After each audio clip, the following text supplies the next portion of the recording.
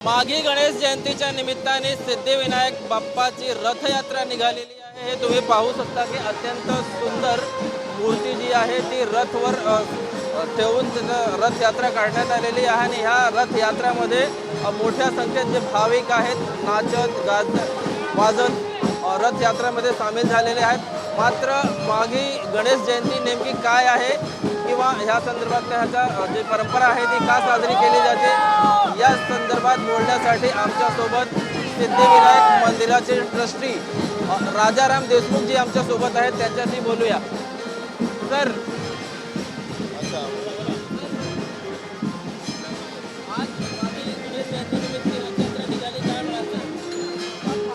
आज गणेश जयंती आहे माघ महिन्यातील आणि आज सकाळपासूनच अतिशय लाखोंच्या संख्येने भाविकांनी बाप्पाचं दर्शन घेतलं आणि आता रथयात्रा चालू आहे आणि अतिशय भाविकांचा चांगला प्रतिसाद मिळत आहे रथयात्रेला। काय वैशिष्ट्य आहे, परंपरा कधीपासून? बऱ्याच वर्षापासून ही परंपरा आहे, त्यामुळे हे वर्षानुवर्षे ह्याच्यामध्ये प्रगती होत आहे, भाविकांची संख्या वाढते आणि एक अतिशय चांगल्या प्रकारे हा रथमहोत्सव होतो आहे। भाविकांसाठी आज काय सोयी सुविधा केली? भाविकांसाठी सर्व प्रकारच्या रांगेतून दर्शन देण्याची व्यवस्था केलेली आहे, पाण्याची व्यवस्था आहे, आज भोजन आहे, भाविकांसाठी भोजन पण ठेवलेलं आहे। तर अशा प्रकारे अतिशय आनंदात गणेश जयंतीचा उत्सव साजरा केला जात आहे। शेवटचा प्रश्न, काय सांगाल भाविकांसाठी?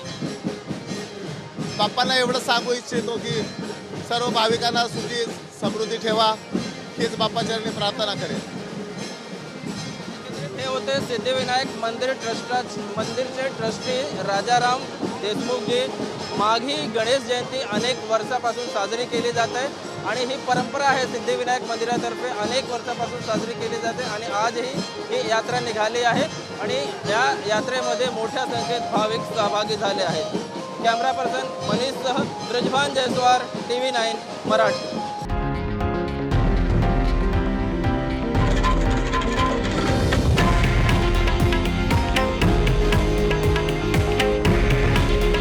हे आहे देशातील नंबर 1 न्यूज नेटवर्क आणि आपण पाहत आहात TV9 मराठी।